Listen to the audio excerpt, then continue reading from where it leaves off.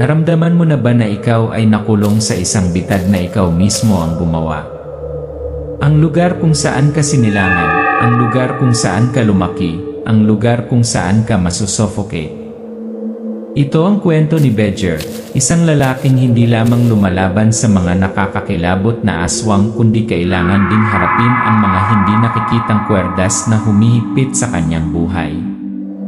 Si Bedger ay nakatayo sa harap ng lumang bahay, ang kanyang mga mata ay nakatingin sa malayo. Ang kanyang mga daliri ay bahagyang humihigpit sa handrail, na para bang gusto niyang hawakan ang huling pagkakataon. Lahat tayo ay may mga pagkakataon na nararamdaman natin na ang lahat ay nahuhulog. Si Bedger ay isang lalaking walang pagod na nagtatrabaho sa isang minahan, kumikita ng bawat sentimo para suportahan ang kanyang pamilya. Pero walang nakakaintindi sa kanya. Ang kanyang ina, bagamat mapagmahal, alam lamang kung paano magbuhos ng mga panlalait sa kanya. Ang kanyang mga kapatid, bagaman nakatira sa isang bubong, ay hindi kailanman naiintindihan ang kanyang pagdurusa. Makatakas kaya siya sa masamang ikot na ito? Araw-araw, kailangan pa niyang mamuhay sa kahihiyan at kalungkutan, isang lalaki na umako sa pasanin ng isang pamilya, ngunit walang nakakita sa sakripisyong iyon. Pero yun lang ba talaga? Lumamlam ang mga ilaw at binalot ng dilim ang bahay. Bumukas ang pinto, umalingaw-ngaw ang mga yabag, kakaiba, parang may papalapit. Nang gabing iyon, nang magsimulang mapunit ang gabi ng malamig na hangin, nagpasya si Bedger na umalis. Ngunit hindi umalis sa paghahanap ng kalayaan. Pumasok siya sa isang digmaan na hindi niya pinaghandaan. Isang digmaan hindi lamang sa kanyang pamilya, kundi pati na rin sa mga nakakatakot na nilalang, ang mga hindi tao. Bilang isang taong sobrang pagod sa buhay, hinanap niya ang malalalim na mga minahan, kung saan ang dilim ay nakapalibot, ngunit sa hindi inaasahang pagkakataon, ang lugar na iyon ay nagdala sa kanya sa isang makamulto na mundo, kung saan ang buhay at kamatayan ay isang hakbang na lang. Mga anino na naglalakad sa dilim, ang kumikislap na liwanag ng minahan. Ang mahinang liwanag ay hindi sapat upang pawiin ang dilim ng mga nagkukubli na mystical na nilalang. Noong gabing iyon, nang makipagkita si Bedger sa kanyang matalik na kaibigan, sina Diego at Lando, hindi niya akalain na magbabago ang kanyang buhay magpakailanman. Simula noon, hindi na normal na usapan ang lahat. Ang mga kwento tungkol sa aswang na narinig lang niya sa mga chismis, ngayon naging isang walang katapusang obsession. Ang malabong imahe ng aswang, ang mga itim na anino na nagmamadali patungo sa tatlong lalaki, ang kanilang mga pulang mata ay kumikinang sa dilim. Makakaligtas kaya sila sa digmaang ito? O magiging biktima sila ng mga uhaw sa dugong nilalang na ito? Ang madugong pakikipagsapalaran at paghaharap sa mga bangungot ay nagsisimula na ngayon. At si Bedger matakasan kaya niya ang mga multo ng nakaraan niya. Ano ang mangyayari kapag ang isang tao ay walang mawawala? Sundan ang kwentong ito dahil sa mundong ito, ang kamatayan ay hindi ang katapusan kundi panibagong simula. Isang eksena ng minahan ng karbon, ang tunog ng mga martilyo na tumatama sa mga bato, ang kumikislap na liwanag mula sa mga lumang flashlight. Si Bedger, isang nasa katanghaliang gulang na lalaki, pawis na pawis, ang kanyang mukha ay natatakpan ng araw, ang kanyang mga kamay ay kalyo dahil sa pagsusumikap. Siya ay nakayuko, ang mga bato sa quarry ay ikinakarga sa kariton, tulad ng kanyang buhay. Patuloy at hindi napapagod, hindi nakakapagod, hindi nakakapagod. May mga taong nabubuhay sa dilim, hindi dahil sa takot, kundi dahil sanay na sila sa dilim na yon. Sila ay nagtatrabaho ng walang kapaguran, nag-aalay ng kanilang mga sarili, para lang makilala, ngunit hindi makatanggap ng pangunawa. Ito ang kwento ni Bedger. Isang lalaking nakatira sa madilim na mundo ng minahan, kung saan araw-araw siyang nagpupumilit na maghanap buhay. Nagsusumikap siya, ngunit walang nakakakita sa kanyang pawis, puro reklamo at pamumuna. Sa isang pamilya kung saan siya ang breadwinner, walang choice si Bedger kundi magtrabaho araw at gabi. Bawat sentimong kinikita niya ay hindi para pakainin ang sarili, kundi para pangalagaan ang mga mahal niya sa buhay na hindi niya kayang iwanan. Sa lumang bahay, pumasok si Bedger na pagod ang mukha. Ang kanyang ina ay nakaupo sa sulok ng bahay. Ang kanyang mga mata ay nagniningning sa pag-aalala, ngunit puno ng panunuya. Nanay ni Bedger, wala na naman tayong kanin. Hindi ka ba nagsaing? Tinatamad ka na ba, Bedger? Ang kanyang boses ay parang isang matalas na kutsilyo, diretsong tumusok sa puso ni Bedger, kaya hindi niya magawang tuminala sa kanyang ina. Pinilit niyang sumagot, ngunit ang bawat salita ay tila hindi sapat upang protektahan ang kanyang sarili. Ang ina ni Bedger, ang taong palagi niyang sinasamba, ay marunong lamang mamintas. Sa tuwing umuwi siya, imbes na madamay siya ay sinisisi siya.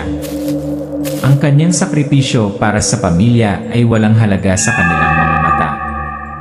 Ang lahat ng ito ay isang pagwawalang bahala, kawalang interes na nagpaparamdam sa kanya na parang isang sangla na kontrolado sa sarili niyang buhay. Hindi na siya makapagpahinga. Ang bawat sentimo na kanyang kinikita ay kinakalooban ng kanyang pamilya at siya na kailangang ipagsapalaran ang kanyang buhay sa minahan ay wala para sa kanyang sarili.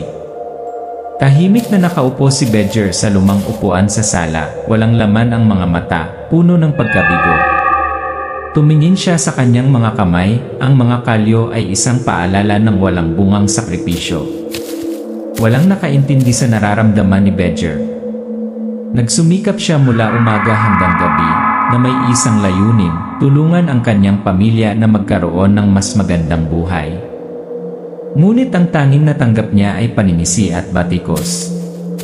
Ang mayroon lamang siya ay mga sugat sa kanyang katawan at isang mabigat na puso. Pakiramdam niya ay ginamit siya, hindi lamang ng kanyang pamilya, kundi ng buhay na ito mismo. Ang kanyang mga sakripisyo ay tila hindi sapat. Pagod na siya, at ngayon naiwan na lang sa kanya ang mga tanong na hindi nasasagot. Kailangan bang isakripisyo ng isang lalaki ang lahat para maprotektahan ang kanyang pamilya? O siya lang ba ang may karapatang magdesisyon sa sarili niyang buhay? Di mang ilaw, tumayo si Bedger, nakatingin sa bintana. Ang hangin ay umihip ng mahina, nagdadala ng kalungkutan at hindi maipaliwanag na damdamin.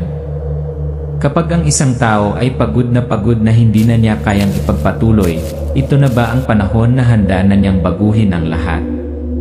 O magpakailanman ba siyang maiipit sa puyo ng tubig ng hindi nakikitang mga responsibilidad na hindi niya matatakasan? Isipin ang kaugnayan sa pagitan ng mga responsibilidad sa pamilya at personal na sakripisyo. Maaari mo bang ipagpatuloy ang gayong buhay o oras na ba para magbago? Ibahagi ang iyong mga saloobin sa seksyon ng mga komento sa ibaba at huwag kalimutang i-click ang i-like kung nakikiramay ka sa kwento ni Bedger. Kinagabihan na wala ang liwanag. Mag-isang nakaupo si Bedger sa isang lumang upuang kahoy sa bahay, nakatingin sa labas ng bintana. Madilim ang gabi, parang katapusan na ang katahimikan. Inisip niya ang buhay, ang mga tensyon sa kanyang pamilya, at ang pagkabigo na dinadala niya sa loob. May mga sandali sa buhay na kailangan nating harapin ang isang katotohanan na lagi nating iniiwasan. Ang sisi, ang mga responsibilidad na nakaatang sa ating mga balikat, at ang pakiramdam ng hindi naiintindihan lahat ng iyon ay parang isang pasanin na hindi maibaba. Pagkatapos ng mainit na pagtatalo sa kanyang ina, nagsimulang napagtanto ni Bedger ang isang bagay na hindi niya naisip, na buhay siya ng napakatagal sa anino ng kanyang pamilya. Nagsakripisyo ng labis para pangalagaan ang mga taong hindi kailanman naunawaan o pinahahalagahan ang kanyang ginawa. Ang pakiramdam ng kawalan ng kakayahan, tulad ng isang alon na tumataas sa kanyang puso, ay nagtulak sa kanya sa isang mahalagang desisyon. Hindi maaaring ipagpatuloy ni Bedger ang ganitong buhay magpakailanman. Pumunta si Bedger sa bakanteng cave, kung saan nakilala niya ang kanyang dalawang matalik na kaibigan, sina Diego at Lando. Umupo sila, tahimik saglit, tanging tunog ng mga tasa ng kape sa mesa ang naririnig. Si Diego ang unang nagsalita, nakakaunawa ang kanyang mga mata. Diego, pre, naiintindihan ko ang nararamdaman mo. Pero alam mo, kapag iniisip mo palagi ang pamilya mo at nakakalimutan mo ang sarili mo, hinding-hindi mo makukuha ang gusto mo. Hinding-hindi ka makontento. Lando, isang bagay ang dapat mong intindihin, ang pamilya ay mahalaga, ngunit hindi ito palaging lahat. Kailangan mong isipin ang iyong sarili, Bedger. Kung hindi, palagi kang magiging anino ng iba. Ang mukha ni Bedger, puno ng pag-iisip ang mga mata. Nakinig siya sa payo ng kanyang mga kaibigan na nakasaksi sa kanyang sakripisyo, ngunit natanto din niya na hindi lang siya mabubuhay para sa kanyang pamilya. Hindi tagalabas sina Diego at Lando. Naintindihan nila si Bedger, alam nilang sumuko na siya ng sobra, nagsakripisyo ng napakatagal. Ngunit nakita rin nila na kapag nagpatuloy si Bedger ng ganito, hinding-hindi siya makakatagpo ng kapayapaan ng isip. At pagkatapos, sa sandaling iyon, nagsimulang balikan ni Bedger ang kanyang buhay. Hindi niya kayang ipagpatuloy ang pananagutan ng kanyang pamilya at kalimutan ang sarili. Upang umunlad, kailangan niyang matutong mamuhay ng nakapag-isa, huwag hayaang pigilan ng mga bagay na hindi na mababago. Nakatayo si Bedger sa isang burol, nakatingin sa abot tanaw. Ang liwanag ng paglubog ng araw ay nagniningning na lumikha ng isang may pag-asa na tanawin. Huminga siya ng malalim para bang bumabawi sa kanyang katinuan. Sa panibagong determinasyon, nagsimula si Bedger sa paglalakbay hindi lamang para labanan ang aswang, kundi para labanan din ang sarili. Nagsimula siyang mapagtanto na walang makapagpapasya sa kanyang buhay maliban sa kanyang sarili. Hindi na niya hahayaang hilahin pa siya pababa ng kanyang pamilya. Ang unang hakbang ni Bedger ay ang umalis sa anino ng kanyang pamilya, iwanan ang mga kritiko, at magsimulang muli mula sa zero. Hindi niya alam kung ano ang mangyayari sa hinaharap, ngunit isang bagay ang tiyak, hindi na niya kayang mamuhay ng para lamang sa iba. Nakaupo si Bedger sa kanyang lumang truck, nakatingin sa mahabang daan sa unahan. Umiti siya, isang ngiti na tila pagpapalaya, kahit na hindi niya alam kung ano ang naghihintay sa kanya. Dahil minsan, para tunay na mabuhay, kailangan nating bitawan ang pumipigil sa atin. At para kay Bedger, ngayon, handa na siya para sa isang bagong buhay. Naramdaman mo na ba na ang iyong buhay ay pinipigilan ng mga responsibilidad at sakripisyo para sa iba? Ibahagi ang iyong mga saloobin sa amin at i-click ang I like kung sumasang-ayon ka kay Bedger. Naglakas loob ka bang pakawalan ang mga hadlang upang mabuhay para sa iyong sarili? Madilim ang gabi noon, ang liwanag ng buwan ay sumisikat sa mga siksik na puno. Umihip ang hangin sa mga tuktok ng puno na nagdadala ng malamig at nakakatakot na pakiramdam. Si Bedger at ang kanyang mga kaibigan, sina Diego at Lando, ay maingat na naglakad, ang mga flashlight ay nagniningning sa dilim. Sinusubaybayan nila ang mga landas ng mga nilalang na hindi nila pinaniniwala ang makakaharap nila. Sa dilim, may mga nilalang na sa mga kwento lang ang pinangahasan ng tao na marinig. Ngunit kapag ang mga nilalang na iyon ay lumitaw sa iyong mga mata, ano ang iyong gagawin? Hindi sila tao. Sila ay mga aswang, mystical na nilalang na may kakilakilabot na lakas at walang humpay na pangangaso. Sa lupain ito, kung saan ang katahimikan ng gabi ay nabasag lamang ng huni ng hangin at mababangis na hayop, isang nakakatakot na puwersa ang naghihintay.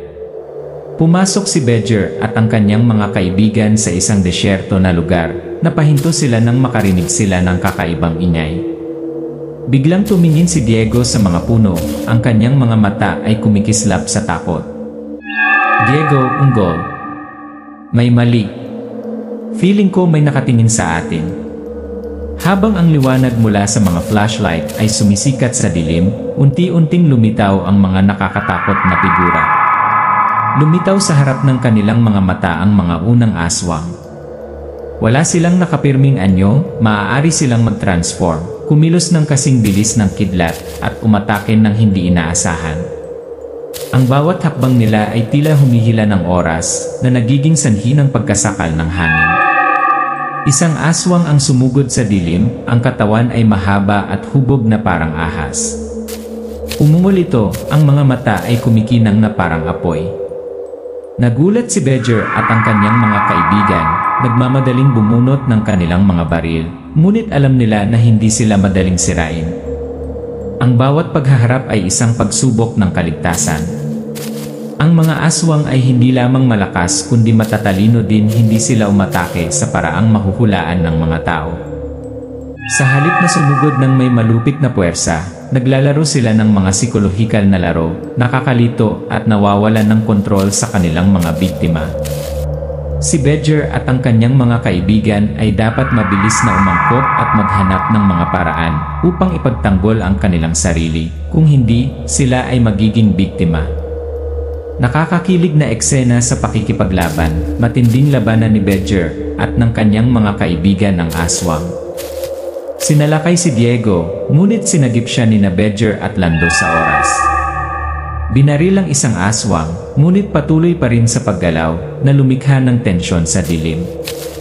Habang nag-aaway sila, nasubok din ang relasyon ni Badger at ng kanyang mga kaibigan.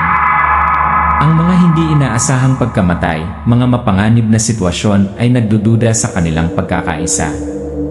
Sa bawat lumilipas na sandali ng buhay at kamatayan, unti-unti nilang natatanto na ang pagkakaisa lamang ang makakatulong sa kanila na mabuhay sa mapanganib na mundong ito. Isang tahimik na sandali pagkatapos ng labanan, nang ang grupo ay nakaupo sa dilim, humihina ng mabigat. Mga buti ng pawis sa kanilang mga noo, ngunit ang kanilang mga mata ay nagpapakita ng katatagan. Tinignan ni Badger ang kanyang mga kaibigan, pakiramdam na hindi na sila basta mga kasama, kundi pamilya na. At sa sandaling iyon, napagtanto ni Badger ang isang bagay na mahalaga, ang buhay ay hindi lamang tungkol sa kaligtasan. Ang buhay ay tungkol sa pakikipaglaban para protektahan ang iyong mga malalapit na kaibigan, mga taong kayang umunawa at tumayo sa tabi mo sa mga pinakamapanganib na sandali. Sila ang pamilyang hindi niya nagkaroon. Sa bawat aswang na sinisira nila, may bahagi sa kanila ang muling isilang. Iyan ang kapangyarihan ng pagkakaisa, ng pananampalataya at determinasyon na huwag sumuko.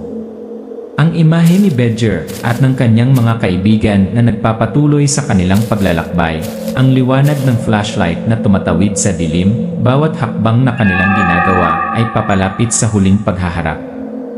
Ngunit sa kanilang mga mata, may matinding determinasyon na hindi maaalis. Nagbago na sila. At higit sa lahat, hindi na sila natatakot. Nakaranas ka na ba ng isang malaking hamon sa iyong buhay na tila hindi malulutas? Ibahagi ang iyong kwento sa amin at pag-usapan natin kung paano mo nalalampasan ang mga kahirapan sa buhay.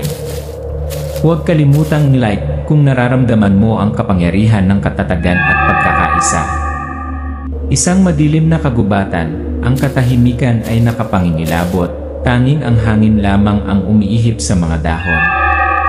Tatlong lalaki, sina Badger, Diego at Lando, ay tahimik na naglalakad sa mas malalim na kagubatan. Hinahawakan nila ang kanilang mga sandata, ang kanilang mga mata ay naninigas, ang kanilang mga puso ay tumitibok sa kanilang mga dibdib. Ang mga palatandaan ng aswang ay nagsimulang lumitaw sa kanilang paligid, mga itim na anino na kumikislap sa dilim. Sa buhay, may mga sandali na hindi na natin maibabalik. Mga sandali kung saan kailangan mong pumili sa pagitan ng buhay at kamatayan, sa pagitan ng takot at labanan. At kapag nahaharap sa kamatayan, sino ka kaya? Iyon ang hinarap ni Badger at ng kanyang mga kaibigan. Pumasok sila sa madilim na kagubatan, hindi lamang para maghanap ng buhay, kundi para harapin ang isang hindi nakikitang kaaway, ang nakakatakot na aswang. Maaaring nakatago ang kamatayan, ngunit hindi na sila natatakot. Alam nila na isa lang ang paraan para mabuhay, ang lumaban. Biglang lumitaw ang isang aswang mula sa dilim na humahangos patungo sa kanila sa nakakatakot na bilis. Nagbago ito, ang kanyang katawan ay nakaarko na parang halimaw, ang kanyang mga mata ay kumikinang na pula, at ang kanyang bibig ay nakabuka na parang isang madilim na hukay. Diego sumisigaw. Mag-ingat ka, parating na. Nagsimula ang labanan. Ang mga aswang ay lumitaw na parang mga multo sa kadiliman, umaatake hindi lamang ng may lakas, ngunit gumagamit din ng panlilinlang at alindog upang mahuli sila ng walang bantay. Hindi sila ordinaryong nilalang. Sila ay mabilis, maliksi at napakatalino. Si Badger, sa unang sandali, ay nakaramdam ng takot. Tila hinihiwa ng mga mata ng aswang ang kanyang puso. Ngunit ano ang mangyayari kapag ang isang tao ay nahaharap sa kamatayan? Mawawala ang takot at ang natitira ay walang humpay na pakikipaglaban. Mahigpit na hinawakan ni Badger ang baril sa kanyang kamay, ngunit nanginginig pa rin ang kanyang kamay. Isang aswang ang sumugod sa kanya, napatumba siya sa lupa. Tumakbo sina Diego at Lando para iligtas siya, ngunit patuloy na umatake ang aswang. Bawat sandali, kailangang lumaban si Badger upang protektahan hindi lamang ang kanyang sarili, kundi pati na rin ang kanyang mga kaibigan. Sa oras na ito, hindi na siya mahinang tao. Unti-unti siyang nag-mature, natutong humarap sa mga aswang, mga nilalang na hindi kayang talunin ng dalisay na lakas. Sa sandali ng buhay at kamatayan, hindi na nagpanik si Badger. Nakahanap siya ng paraan para lumaban, tumutok sa mga kahinaan ng aswang, huwag na huwag siyang lokohin. Hindi sila makaatake kapag pinapanatili nila ang kanilang espiritu at malapit na makipag-ugnayan. Nagpatuloy ang eksena sa labanan, buong lakas na lumaban sina Lando at Diego para protektahan si Badger. Isang aswang ang binaril, ngunit patuloy pa rin ang pag-atake. Mabilis na nagpalit ng taktika si Badger, tinutukan ang ulo ng aswang, at sa pagkakataong ito, nahulog ito. Ang mga aswang ay hindi na dapat katakutan. Natuto sina Badger, Diego, at Lando kung paano lumaban, ngunit higit sa lahat, natutunan nila kung paano magtiwala sa isa't isa. Ang bawat aswang na napatay ay isang hakbang pasulong sa kanilang paglalakbay upang mahanap ang kanilang sarili. Sa labanang ito, hindi lamang nila ipinagtatanggol ang sarili nilang buhay, kundi ipinagtatanggol din nila ang ideal ng pagkakaibigan, pagkakaisa, at diwa ng walang katapusang pakikipaglaban. Isang tahimik na sandali pagkatapos ng labanan. Nakaupo ang tatlong lalaki, humihinga.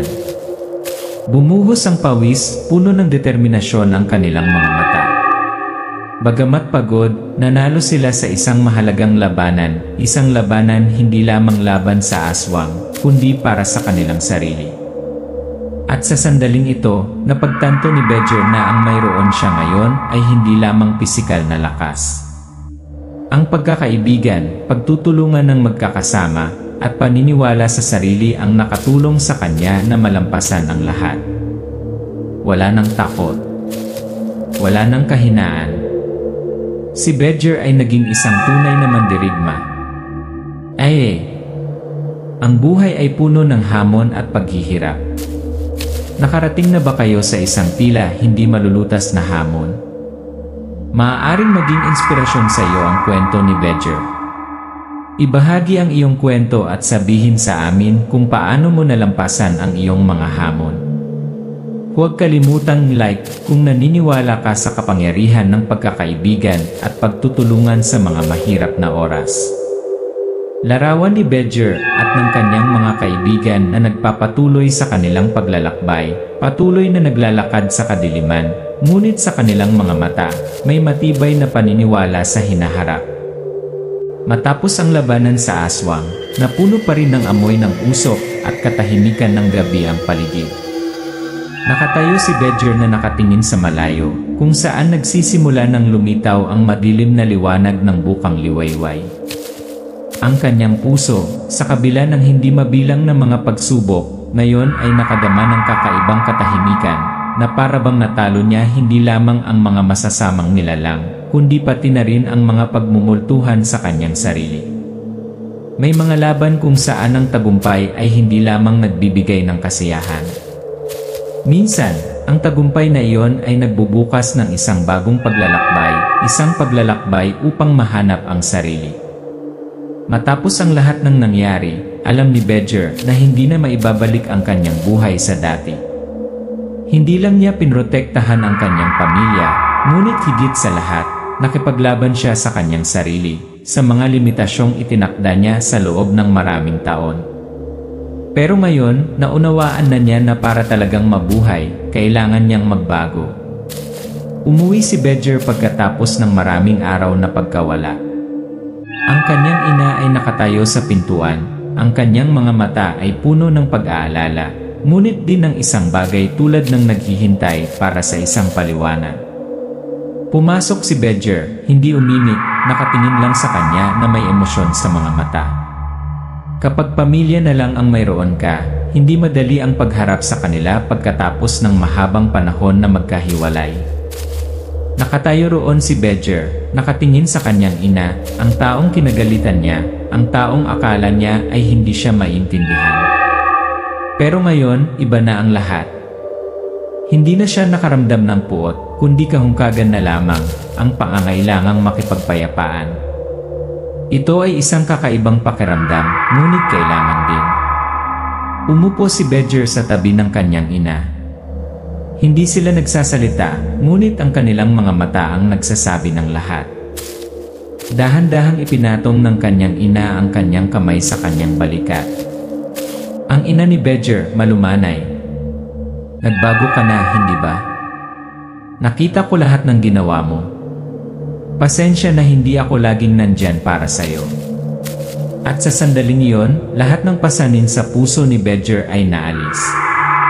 Hindi na niya kailangan pang sabihin dahil naintindihan niya na kahit anong mangyari, pamilya pa rin ang pamilya. Pinatawad niya ang kanyang ina. At higit sa lahat, napatawad niya ang sarili niya. Tumayo si Badger sa tuktok ng burol, nakatingin sa malayo. Isang magandang pagsikat ng araw, liwanag na sumisikat sa mga ulap, na lumilikha ng espasyong puno ng pag-asa. Huminga siya ng malalim, para bang binibigyan niya ng lakas ang sarili. Ngunit anuman ang mangyari, isang mahalagang bagay ang napagtanto ni Badger, hindi siya maaaring mabuhay sa kadiliman ng nakaraan magpakailanman. Mahal niya ang kanyang pamilya, ngunit hindi niya maaaring hayaan silang magpasya sa kanyang buhay. Upang tunay na mabuhay, kailangan niyang humanap ng bagong landas para sa kanyang sarili, isang landas ng kalayaan, ng mga pangarap na hindi natupad, at ng isang may pag-asa sa hinaharap. Iyon ang desisyon ni Badger, ang tahakin ang sarili niyang landas, hindi na nakatali sa walang katapusang mga responsibilidad at inaasahan ng kanyang pamilya. Lumingon si Badger sa kanyang ina at pamilya, pagkatapos ay tumalikod at naglakad patungo sa madilim na daan sa unahan. Alam niyang, gaano man kahirap, gaano man karaming hamon, hindi siya babalik. Ito ang kanyang bagong buhay. At sa sandaling iyon, habang naglalakad si Badger, naramdaman niya ang isang walang katulad na kalayaan. Handa na siya sa kanyang bagong buhay. Ang hinaharap ay hindi na isang malabo na bagay, ngunit isang malawak, promising mundo. Naramdaman mo na bang nakagapos sa nakaraan at sa inaasahan ng iba? Ibahagi ang iyong kwento at sabihin sa amin ang tungkol sa mga unang hakbang sa iyong paglalakbay tungo sa kalayaan. Huwag kalimutang like at ibahagi kung naniniwala ka na gaano man kabigat ang nakaraan, ang hinaharap ay